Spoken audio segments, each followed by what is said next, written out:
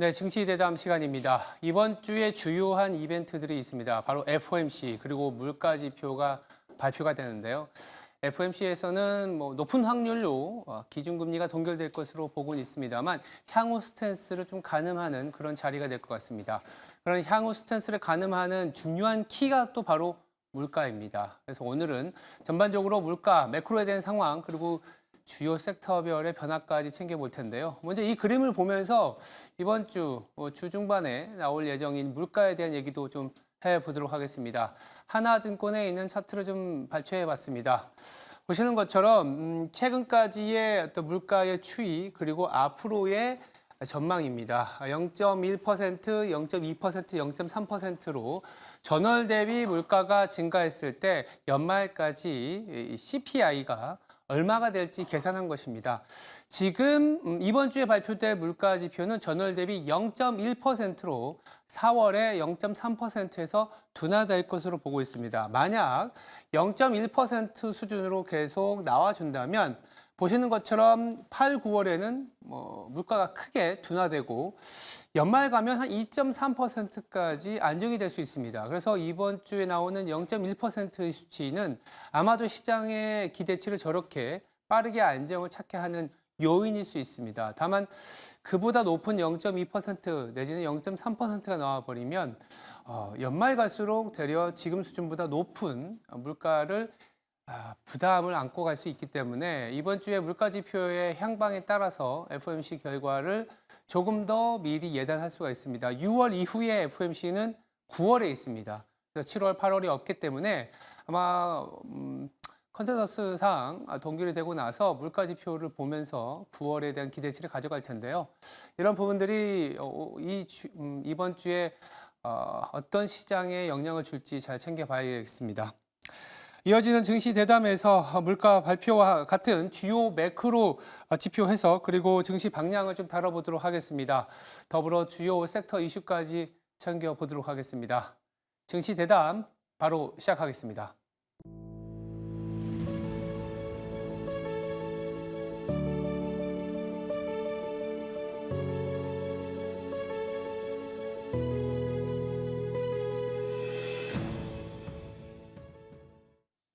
네, 증시 대담 시작하겠습니다. 자리에 황유현 신한투자증권 영업부 PB팀장 나와 있습니다. 안녕하세요. 네, 안녕하십니까. 먼저 이번 주에 FOMC가 있다 보니까 좀 안 다뤄볼 수가 없습니다. 코스피의 방향성까지도 어떻게 보면 결정을 지을 수 있는 단기적인 이벤트인데 FOMC 그리고 CPI도 같이 나오거든요. 네. 같은 날. 어떻게 바라봐야 될까요? 사실 이번 주가 정말 매크로 지표부터 시작해서 우리나라 세부적인 일정들까지 엄청나게 사실 이벤트들이 많은 한 주입니다. 네. 이제 그 중에서 가장 중요한 이벤트라고 하면 당연히 이제 FOMC겠죠. 네. 이번 FOMC 때는 금리 동결이 거의 기정사실화되어 있는 상태인데요. 그것보다 이제 더 중요한 게 향후에 어떻게 금리 인하에 대한 그 전망치들이 바뀔 수 있느냐, 이제 점도표들까지 공개되는 부분들인데, 연 3회에서 2회로 낮춰지는 것까지도 이제 어느 정도 시장에서는 많이 받아들이는 것 같습니다. 지난주에 고용지표가 생각보다 좀 잘 나오면서 맞아요. 이런 부분들이 사실 9월 달 금리 인하에 대한 기대들이 있었는데 이 부분도 사실 한 70%대에서 50%대까지도 줄어드는 그런 현상, 좀 그 예측치들이 나오고 있습니다. 물론 이번 주에 또 CPI가 어떻게 나오느냐에 따라서 다시 또 확률은 바뀔 수 있겠죠. 그렇다 보니까 지금 시장에서는 그 크게 엄청 지수 자체가 위로도 쏘지 못하고 아래로 내려가지도 못하는, 또 내려오면 또 저가면서 또 들어오는 그런 상황이, 좀 양상이 계속 전개되고 있습니다. 그래서 요즘에 이제 우리가 주식 투자를 할 때 큰 대형주보다는 결국은 섹터나 종목을 어떻게 잘 선택하고 매매하느냐에 더 신경을 많이 두시는 것 같아요. 그렇다 보니까 시장이 변동성도 크고 더 어렵다라고 아마 느껴지실 거라고 보고 있습니다. 일단 이번 주 FOMC는 어느 정도 정해진 바가 있기 때문에, 어느 정도 예상이 다 되는 바이기 때문에 시장에 큰 영향을 사실 있을 것 같지는 않습니다. 크게 있을 것 같지는 않고요. 점도표가 어떻게 나오는 건지에 따라서 시장이 전반적으로 어떤 방향으로 나갈지에 대한 예상을 해볼 수 있는데, 일단은 이번 주가 지나고 나면 반대로 많은 이벤트들이 끝나기 때문에 불확실성이 해소되는 구간이라고 봅니다. 그래서 미국 시장도 그렇고 우리나라도 그렇고 6월 달, 7월 달 정도까지는 통계적으로 항상 좋았던 경험들이 있기 때문에 그래도 긍정적으로 여전히 뭐 결국은 주식이라는 게 실적의 함수라고 보면 올 한 해 일단 2분기까지도 실적을 계속 기대해 볼 수 있는 부분들입니다. 이제 오후 되면 아마 이제 수출 잠정 통계치가 오늘 또 나올 텐데요. 예. 이제 그런 부분들이 이제 이번에도 잘 나온 지표들이 결국은 6월 달, 7월 달에도 계속 주도 섹터들이 될 확률이 매우 높다라고 생각을 합니다. 그래서 계속 섹터와 조금 더 세분화해서 보면 섹터 안에서도 상대적으로 계속 좋아지는 종목들에 집중을 하시는 한 주가 되셨으면 좋겠습니다. 네. 뭐 일단 주중반까지는 매크로 이벤트가 워낙 큰 네. 굵직한 이벤트가 FOMC가 있다 보니까 방향성 탐색이라든지 뭐 네. 지수가 조금은 뭐 변동성이 있을 수 있지만 뭐 동결 그리고 점도표에 따라서는 이제 어떻게 보면 섹터로 그리고 내부의 모멘텀으로 시각이 바뀌는 그런 기점일 수 있다라고 보고 있는데요. 일단 오는 14일에 예정되어 있는 모멘텀도 있는 것 같아요. 코스피 네. 200 지수 구성 종목이 발표가 예정이 돼 있죠. 네. 일단 편입 예정 종목 같은 경우에는 뭐 패시브라든지 이런 자금의 유입에 기대하면서 좀 많이 오르는 경향이 있습니다. 네. 그래서 뭐 며칠 안 남았기 때문에 조금 더 세밀하게 이 예정 종목에 대한 뭐랄까요 관심도가 좀 필요해 보이는 것 같은데 뭐 예상되는 종목들이 있을까요? 네. 어느 정도 뭐 예상되는 종목들 그리고 우리 다 아는 종목들입니다. 뭐 한미반도체, 한미반도체. 네, 이수 스페셜티 케미칼, 뭐 두산 로보틱스 같은 종목들인데 네. 최근에 2차전지 섹터의 상승이 나오면서 이수 스페셜티 케미칼은 좀 바닥에서 좀 올라오는 그런 흐름이 보여지고 있고요. 한미반도체 같은 경우에는 뭐 여전히 서부장의 대장 역할을 하면서 계속 좋은 흐름 보여주고 있습니다. 다만 이제 이 이벤트를 가지고 좀 매매해 보신다면 해볼 만한 게 사실 두산 로보틱스 같은 로봇 주식입니다. 지금 두산 로보틱스도 그렇고 다른 레인보우 로보틱스 같은 전반적인 로봇 주식들이 정말 섹터 자체가 움직이지 않고 있는 상황이거든요. 예, 이런 부분들이 이제 향후에 기대를 갖게 하는 부분들이기도 하고 네. 순환매가 온다라고 하면 로봇 섹터들도 사실 언젠가는 한 번은 돌아올 수 있는 그런 섹터이기도 합니다. 가끔 개별 종목 안에서 호재가 나오면 굉장히 좀 민감하게 반응을 하거든요. 또 작은 종목들 같은 경우는 상한가까지도 가고 그런 종목들이 있기 때문에 로봇 주식들도 대표적으로 지금 순환매에서 조금 내 차례를 기다리고 소위 말해서 내 차례를 기다리고 있는 종목들입니다. 그래서 관심 갖고 보시면 좋을 것 같고요.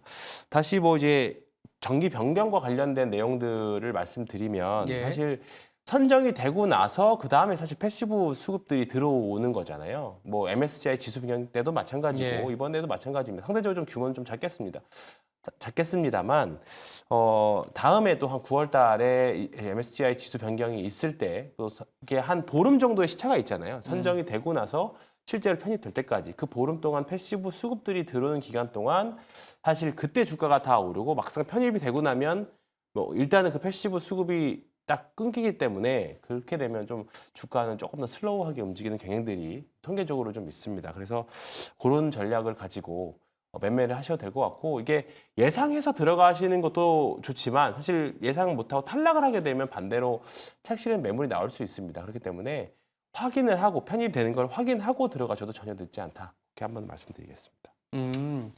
편입이 확인이 되고 들어가도 늦지 않다. 네. 이렇게 정리를 해보겠습니다. 그러면 다른 모멘텀 있는 어떤 섹터를 좀 챙겨봐야 될 텐데 네. 뭐랄까요? 조금 잊을만 하면 좀 튀고 잊을만 하면 튀는 게 이제 방산주인데 1분기는 좀 좋았던 것 같아요. 1분기는 네. 좋았는데 2분기 들어서는 조금 주춤했습니다. 뭐 일단은 1분기에 강한 상승을 보이다 보니까 2분기 때는 뭐 금리 영향도 있었던 것 같고 일부의 어떤 실적 부진한 기업들 때문에 다소 좀 주가가 출렁이었었다라고 보고 있는데 그래도 여의도에서는 이 방산주만한 거 없다. 정책적으로 그리고 글로벌 지정학적으로도 계속된 지출의 영향이 방산주는 특히 우리나라도 K방산이라고 하면서 굉장히 경쟁력이 있다고 하지 않습니까? 네. 투자 아이디어는 어떻게 갖고 가는 걸까요? 앞서 말씀드렸던 로봇주와 더불어서 정말 이제 올해 조금 쉬고 있는 맞아요. 섹터 중에 하나가 방산이고 2분기나 올해 영업이익 계속 추정치들을 계속 추적해 관찰해 본다라고 하면 여전히 관심을 가질 수밖에 없는 섹터가 방산입니다. 그리고 사실 그 지적적 위기가 사실 우리나라뿐만 아니라 전 세계적으로 계속 국제적으로 계속 나오고 있기 때문에 매매하시기도 좋은 섹터가 사실 방산이기도 합니다. 음. 다만 사실 최근 들어서는 아직도 전쟁하고 있는 곳들이 많이 있지만 특별하게 더 주가의 모멘텀이 될 만한 수주 소식이라던가 대외적인 이슈가 없기 때문에 좀 시장은 쉴 수밖에 없다라고 생각을 하고 있습니다. 일단은 이렇게 되면 대외 모멘텀이 없다라고 하면 2분기 실적 발표 우리가 중간에 어떠한 이벤트가 발생을 해서 이제 지적적인 리스크가 발생을 하지 않는 이상 이 부분은 우리가 예상을 할 수 없는 부분들이고요. 그게 없다라고 하면 사실 실적 시즌까지는 우리가 한번 기다려봐야 될 것 같습니다. 그렇기 때문에 지금 사실 상대적으로 다른 화장품이나 식료품 쪽으로의 지금 시장을 이끌고 가는 주도 섹터가 좀 명확하게 있다 보니까 시장의 자금은 한정돼 있고 갈 만한 시장에서 주도주들은 또 명확하게 있다 보니까 방산이나 로봇까지 못 오는 그런 부분들이 좀 있는 것 같아요. 그래서 그러려면 결국 이쪽으로 자금이 올 만한 이슈 이벤트들이 있어줘야 되는데 사실 그 부분이 없다라고 하면 결국은 7월 이후까지 가는 조금 재미없는 시장이 될 수밖에 없을 것 같습니다. 만약 2분기 실적이 아마 이제 수출 동향들 이런 거 보면서 판단을 할 텐데요. 만약에 2분기 실적에 대한 기대감이 올라온다라고 하면 사실 먼저 주가가 사실 벌써 반응을 했을 겁니다. 예. 근데 지금 일단은 최근에 방산 주식들 흐름 보면 한국항공우주나 하나에어로스페이스, 그다음에 현대로템 이런 주식들을 보면 사실 소외감을 좀 느끼는 구간이 계속 이어지고 있거든요. 그래서 사실 지금은 사실 추가 매수하는 것도 그렇다고 신규 매수하기에도 사실 조금 아쉬운 부분들이 좀 사실 많이 있죠. 그래서 지금 구간에서는 많은 투자자분들이 방산에서는 좀 관망의 자세를 좀 취하고 있는 것 같습니다. 그래서 기보유자라면 굳이 손절매나 섣부르게 매도를 하실 이유까지는 없는 것 같아요. 다만 신규 매수를 하신다 또는 물타기를 하신다 또는 추가 매수하신다라는 관점에서는 조금 천천히 하셔도 되지 않을까 그렇게 생각하고 있습니다. 방산주 자체의 모멘텀이 아예 지금 사라진 건 아니지만 일단 수주 소식이 조금은 공백기이고 그렇죠. 실적 시즌에 가서는 이제 다시 이제 힘을 받을 수 있는 모멘텀이 있기 때문에 조금은 차를 두고 투자에 대한 아이디어를 주셨습니다. 그리고 또 하나 우리가 계속적으로 반복되는 테마 중에 하나가 이제 밸류업 내지는 이제 네. 고배당과 관련된 주가라고 할 수 있는데 사실 이 배당주 투자 전략은 예전에는 이제 추워지면 하자 이런 그렇죠. 얘기들이 있었는데요. 9월에 또 밸류업 지수도 좀 나오고 하니까 다시 좀 약간 최근 시장이 뭔가 약간 답보 상태이기 때문에 고배당주 내지는 밸류업과 관련된 기업들을 조금 선점해 놓은 게 낫지 않겠냐 이렇게 보시는 분들도 계세요. 괜찮을까요?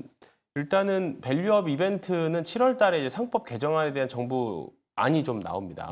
그런 부분들이 사실 가장 중요한 어떻게 보면 밸류업 종목과 관련돼서는 올해 7월이 가장 중요한 7월이 가장 중요하다. 7월 말이 가장 중요한 달이 될 수 있을 것 같습니다. 세제의 개편과 상법 개정에 대한 정부안이 좀 있을 거고요. 이것에 대한 국회 발표가 12월 말에 있습니다. 그렇기 때문에 또 9월에는 말씀하셨던 것처럼 이제 지수들이 나오고 또 지수를 추종하는 이제 ETF들을 추종하는 패시브 수급이 또 기대할 수 있는 부분들인 거죠. 그렇기 때문에 하반기에는 사실 이벤트들이 촘촘하게 좀 있는 편입니다. 그래서 밸류업 종목들은 지금부터 계속 지금부터가 아니라 우리 상반기부터 계속 관심 갖고 보고 있었잖아요. 그렇기 때문에 지금 밸류업 관련 종목들, 은행, 자동차 여기서 사실 벗어날 이유는 사실 없는 것 같아요. 이제 상법 개정안이나 세법 개정안이 어떻게 되느냐에 따라서 지주사까지도 충분히 확장될 수는 있다라고 생각을 하는데 일단은 실적과 여러 가지 측면에서 겸비할 수 있는 부분들이 자동차 섹터, 은행주 섹터이기도 하고